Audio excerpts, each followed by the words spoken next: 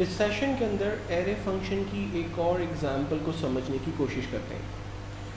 Example कुछ इस तरह से है कि मेरी कंपनी ने डिफरेंट प्रोडक्ट के अगेंस्ट में कुछ रेवेन्यू जनरेट किया और बॉस ने मुझसे सवाल किया कि ये बता दो कि कौन सी 3 ऐसी प्रोडक्ट्स है जिसमें सबसे ज़्यादा आपने रेवेन्यू जनरेट किया है। अब इसको आप कुछ भी कह सकते हैं कि डिफरेंट मंथ के अंदर या डिफरेंट डेट्स के अंदर रेवेन्यू जनरेट हुआ और बॉस ने आपसे कह दिया कि टॉप 5 डेट्स को जो है वो आप उसको सम करके मुझे बता दें, या आप जो है वो कौन से 3 डेट्स हैं जिसमें सबसे हाईएस्ट प्रोडक्शन रही है या प्लांट में सबसे मिनिमम प्रोडक्शन रही है, ठीक है। तो वो किसी भी सिनेरियो के अंदर आप उसको यूज़ कर सकते हैं।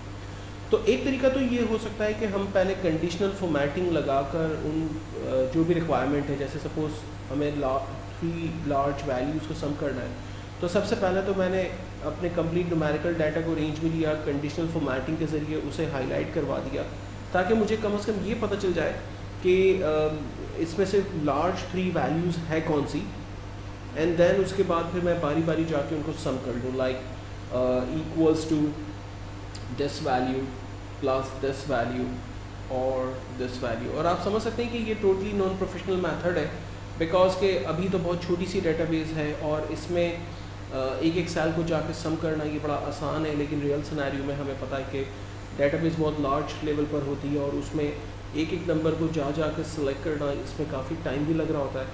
और अगर सपोज़ कि कोई नंबर आपने गलत पंच कर दिया, बाद में आप उसको ठीक करते हैं या न्यू इंट्रीज़ आती हैं और उसमें लार्ज वैल्यूज़ होगी, तो सिस्टम डायनामिकली उसको कैसे पिक करेगा।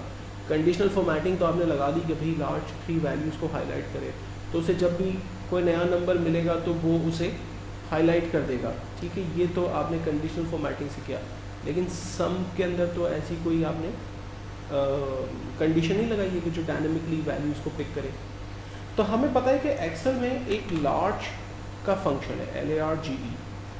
लार्ज का फंक्शन क्या करता है कि एरे पूछता है, एरे मीन्स तमाम न्यूमेरिकल वैल्यू पूछता है, एंड देन कहता है कॉमा लगा दें, एंड देन के बता दें, के मीन्स की कौन सी लार्जेस्ट वैल्यू देखनी है। तो मैंने कहा जी बॉस मुझे पहली लार्जेस्ट वैल्यू देखनी है, सो मैंने 1 लिखा एंड देन सिंपली इंटर किया। आप देखें इसने रिजल्ट रिटर्न किया 888, चूँकि 888 यहाँ पर सबसे हाईएस्ट वैल्यू है इसलिए रिटर्न में 888 आया। अच्छा, अगर मैं 2 लिखता तो क्या होता, ये सेकंड वैल्यू 846 ये मुझे रिटर्न करता। चेक कर लेते हैं, मैंने यहाँ 1 की जगह 2 लिख दिया एंड देन सिंपली इंटर किया। आप देखें यहाँ पर 846 आ गया। अगर मुझे थर्ड लार्जेस्ट वैल्यू देखनी है सो मैंने 3 लिखा एंड देन इंटर। लेकिन मैं एट अ टाइम एक वैल्यू को कॉल कर पा रहा हूँ, सम नहीं कर पा रहा। तो सम करने के लिए मुझे क्या करना पड़ेगा, सम का फंक्शन भी यूज़ करना पड़ेगा। मैंने कहा equal to sum bracket open, range बना दी हमने लार्ज के फंक्शन में। मैंने कहा लार्ज वैल्यूज उठा लो, लेकिन लार्ज वैल्यू आपको एक नहीं पिक करनी है। कर्ली ब्रैकेट्स ओपन करते हैं, हमने कहा 1, 2, 3 and then curly bracket close. तो लार्ज का फंक्शन क्या करेगा, एरे के अंदर पहली, दूसरी और तीसरी वैल्यू को लेगा और उसे सम करेगा। और चूंकि ये एरे फंक्शन है तो आपको पता है कि इंटर से आंसर जनरेट नहीं होगा, मुझे कंट्रोल शिफ्ट इंटर करना होगा।